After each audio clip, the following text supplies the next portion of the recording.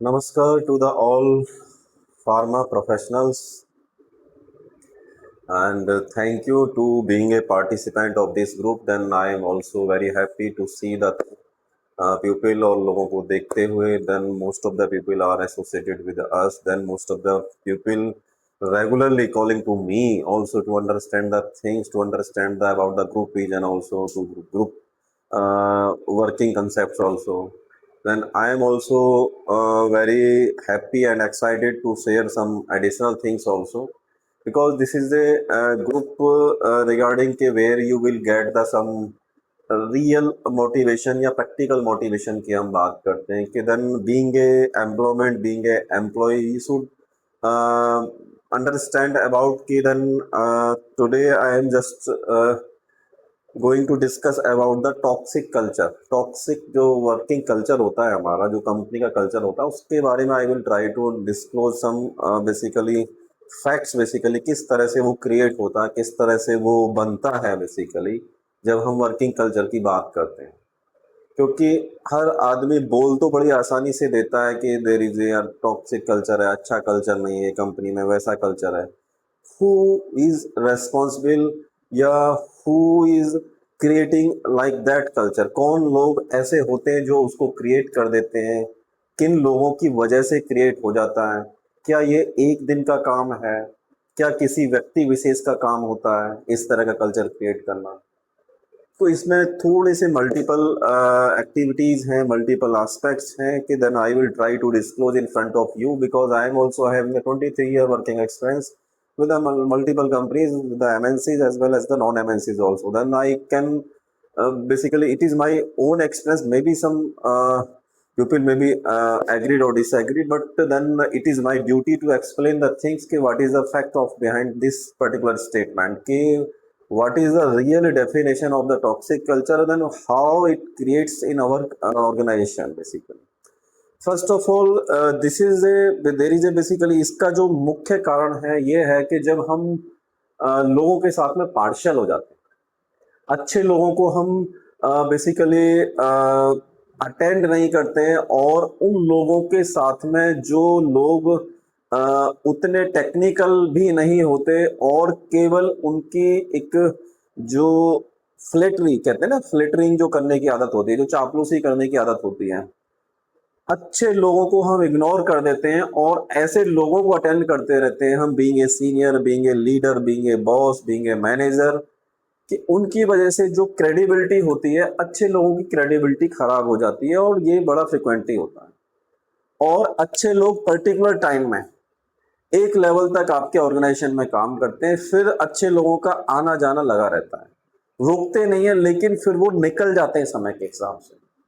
क्योंकि हम क्या करते हैं कि वो पार्शल जो लोग बेसिकली फ्लेटरिंग करते हैं, चापलूसी करते हैं, और वो चापलूसी कर करके अच्छे लोगों को रिटेंशन से आप उस ऑर्गेनाइजेशन को बेसिकली अवॉइड कराना चाहते हैं, कि क्योंकि उनको लगता है कि यदि कोई अच्छा टेक्निकल पर्सन यदि आता है तो उनको एक इनसिक्योरिटी फील होती है, और वो इनसिक्योरिटी उनको फील होती है तो इसलिए उनको फिर अपने बॉस के पास जाएंगे या ऑनर के पास भी जाएंगे, डायरेक्टर के पास भी जाएंगे, तरह तरह की बातें करके, और उस कंपनी के अच्छे खासे हेल्दी कल्चर को खराब करते हैं.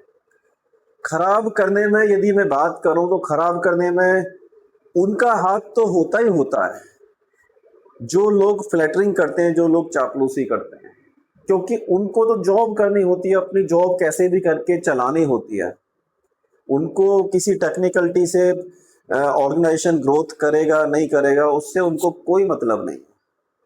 उनको केवल अपनी जॉब से मतलब है. एनी हाउ उनको किसी भी रणनीति से, किसी भी राजनीति से, किसी भी पायदान पे आके उनको अपनी अपनी बात को रखना है और अपना रिटेंशन को मजबूत करना है, अपनी पोजीशन को सिक्योर करना है, क्योंकि उनका वही काम है. उसी तरह से वो बेसिकली अपने आप को 10 साल से, 12 साल से, 5 साल से कंपनी के प्रति वफादारी का एक सिक्का छोड़ के रखते हैं.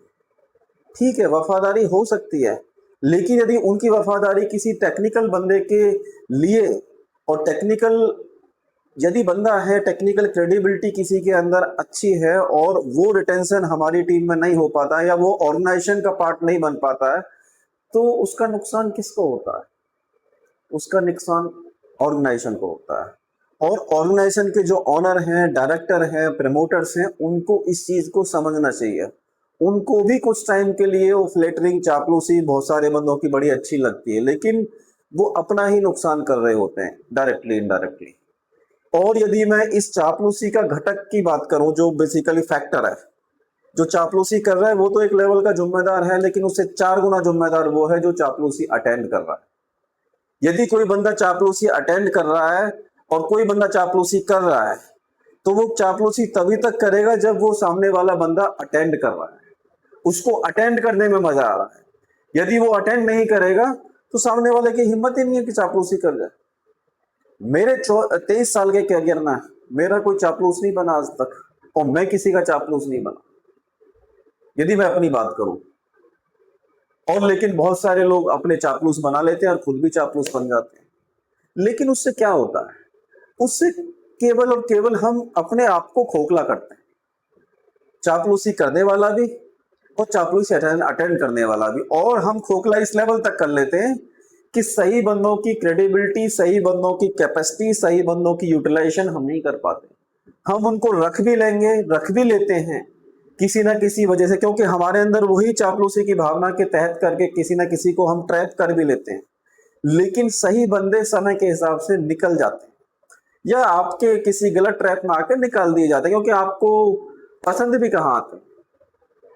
और इस एम्प्लॉय का आना जाना जितनी फ्रीक्वेंसी पे रहेगा किसी ऑर्गेनाइजेशन, उसका घाटा ही होता है ऑर्गेनाइजेशन को। और इस घाटे की जो भरपाई होती है बहुत लंबे समय तक नहीं होती। और फिर हम बात करते हैं, फिर हम चीज करते हैं कि हमारा ऑर्गेनाइजेशन ग्रो नहीं कर रहा है, या हमें क्या करना चाहिए, हमें रिनोवेशन करना चाहिए, हमें अपग्रेडेशन करना चाहिए, हमारे ऑडिट नहीं पास हो रहे हैं, हमारा ये नहीं पास हो रहा है। क्यों? और सबसे पहले जो चापलूस होते हैं वो सबसे पहले साफ सुथरे बन के बैठ जाते हैं। क्यों? क्योंकि वो केवल हमेशा दूसरों को पंच करते हैं कि सर देखो, इनकी वजह से नहीं हुआ, इनकी वजह से ऑडिट फेल हो गया, इनकी वजह से ये नहीं हुआ, यदि ये नहीं होते तो ऐसा हो गया। तो और हम उन्हीं चीजों में उलझ के किसी ना किसी को टारगेट बना के, और ऑडिट फेल हो जाएगा तो भी किसी ना किसी को हम निकाल ही देते हैं करके। क्यों? क्योंकि हमें किसी न किसी की बातों में ट्रैप आना होता है। Being a promoter, being a director, being a leader, हमारी खुद की असेसमेंट्स उस लेवल पे नहीं होती। हमारी यदि खुद की लेवल की असेसमेंट उस लेवल पे हो तो इस तरह की गलतियां ही ना हो। और इसमें हम अपने ऑर्गेनाइजेशन की जब अपलिफ्टिंग की बात करते हैं, ऑर्गेनाइजेशन को आगे बढ़ाने की बात करते हैं, कि यदि हम इस तरह के पायदानों पे हम काम करते रहें, हम इस तरह की रणनीति या हम इस तरह की माइंडसेट से काम करते रहें, तो क्या हमारा ऑर्गेनाइजेशन अपलिफ्ट होगा? क्या हम उस लेवल की तरक्की कर पाएंगे जिस लेवल तक हम सपने देखते हैं कि हम ऑडिट भी पास कराएं, हम रेगुलेटरी भी लें, हम एक्सपोर्ट भी करें, हम लोगों से मिले भी, हम बहुत बड़ी बड़ी बातें करते हैं। हमारा आज भले ही किसी कंपनी का टर्नओवर 400-500 करोड़ का हो सकता है, क्या आप नहीं चाहते हो कि आपका टर्नओवर बढ़ के 1000-2000 या 1500 या 5000 टर्नओवर पे भी हो?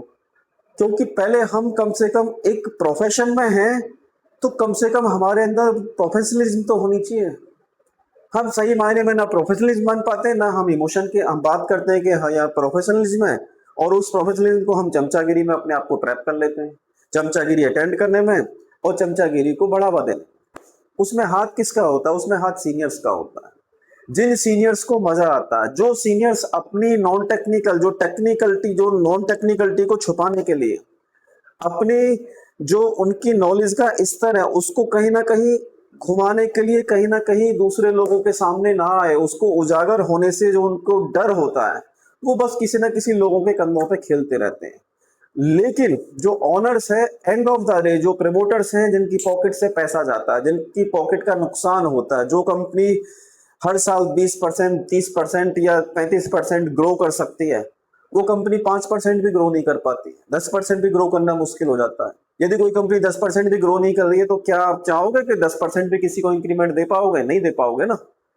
एंड ऑफ द डे क्या होगा? लोग छोड़ने लगेंगे। आप 2 साल इंक्रीमेंट नहीं दोगे, 3 साल नहीं दोगे, पता लगा आपकी कंपनी लॉस में चली गई, तो इसका कारण कौन बनेगा? आप ही लोग बनोगे। फिर आपको लगता है कि हमारा ऑर्गेनाइजेशन, पता लगा बैंक की लायबिलिटी बढ़ती जा रही है, आपके लॉसेस बढ़ते जा रहे हैं, आपकी इंक्रीमेंट देने की हैसियत में छोड़ो, आप प्लांट चलाने की हैसियत में नहीं है। और बहुत सारी कंपनियां इसी तरह से बंद हो जाती हैं, और बहुत सारी कंपनी इसी तरह से लॉस में, क्योंकि कंपनी एक साथ ग्रो भी नहीं करती और एक साथ बंद भी नहीं होती, लेकिन उसका ट्रेंड कुछ दिन बाद दिखता है।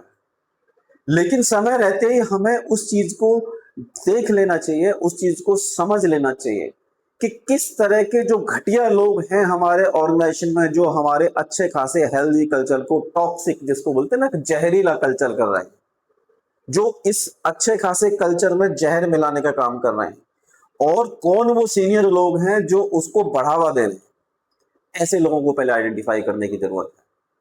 जो जो लोग बेसिकली मीठी बातें करेंगे, चमचागिरी करेंगे, वो हमेशा कहीं ना कहीं आपको खोखला करेंगे, और आपको खोखला करने का मतलब आपके ऑर्गेनाइजेशन को खोखला करेंगे। आपके ऑर्गेनाइजेशन को खोखला करने में ऐसे ही मीठे और वाहियात लोगों का हाथ होता है, जिसको हम देख नहीं पाते, जिसको हम समझ नहीं पाते। लेकिन समय रहते रहते इस चीज को हमें समझना चाहिए और खुद की इवेल्युएशन करनी चाहिए कि कौन ए है, कौन बी है, कौन सी है, और किस किस कैटेगरी में हम सही बंदों की, जब किसी एप्रिसिएशन की बात आती है, किसी अप्रेजल की बात आती है, वहां पे भी हमारा जो सिलेक्शन का क्राइटेरिया, वहां भी हम जज नहीं कर पाते अच्छे बंदों को। अच्छे बंदों को हम डाउन कर देते हैं, और खराब बंदे बेसिकली इंक्रीमेंट अच्छा ले जाते हैं। इंक्रीमेंट होने के बाद भी मोटिवेशन तो छोड़ दीजिए, हाईली डिमोटिवेशन हो जाता है आपकी टीम में। और ऐसा ही ज्यादातर जगह पे होता है, क्योंकि हमारी इवेल्युएशन भी फेयर नहीं होती। ज्यादातर कंपनियों में इंक्रीमेंट हो जाने के बाद हाईली डिमोटिवेशन होता है, मोटिवेशन नहीं होता। हमारी पॉकेट से पैसे भी चले जाते हैं, हम इंक्रीमेंट बढ़ा भी देते हैं 10, 15, 20%, लेकिन इवेल्युएशन फेयर नहीं होती। क्यों नहीं होती? क्योंकि हमारी अप्रोच नहीं होती। मैं ये नहीं कहता कि सभी का ये इस तरह का रहता है, लेकिन इसमें भी हमारे को समझना चाहिए कि सही फेयर फीडबैक हो, सही फेयर इवोल्यूशन हो, जिससे कि हम अपने ऑर्गेनाइजेशन को समय रहते रहते संभाल पाए और अपने कल्चर को हेल्दी बना पाए, और दूसरों के लिए बेंचमार्क बना पाए कि जो दूसरे लोग भी इस कल्चर को देख के, हमारी कंपनी को देख के, हमारी कंपनी के साथ अच्छे लोग एसोसिएट। भले ही आपकी कंपनी में 50 लोग की जगह पे, अब आपकी कंपनी की स्ट्रेंथ सपोज करो 100 लोग हैं आपके पास, 100 की जगह पे भले ही आपकी कंपनी में 80 लोग काम करें, 60 लोग काम करें, लेकिन सेलेक्टेड अच्छे लोग होने चाहिए। 100 की जगह पे 60 लोग भी कंपनी चला सकते हैं, लेकिन उनका चुनाव और सिलेक्शन सही होना चाहिए, और 100 लोग से ज्यादा अच्छी आउटपुट दे सकते हैं। उनकी मोटिवेशन, उनकी रिक्वायरमेंट, या उनके द्वारा जो बनाया हुआ कल्चर है, आपके द्वारा बनाया, वो एक दूसरे से एक्सेप्टेबिलिटी होनी चाहिए। बढ़िया लोग काम करते हैं, अच्छी कंपनियां भी हैं, अच्छे लोग भी हैं, लेकिन हमें उनकी इवेल्युएशन वैल्यूएशन करनी आनी चाहिए। बाकी ठीक है, वीडियो लंबी हो जाएगी। धन्यवाद सभी को, नमस्कार।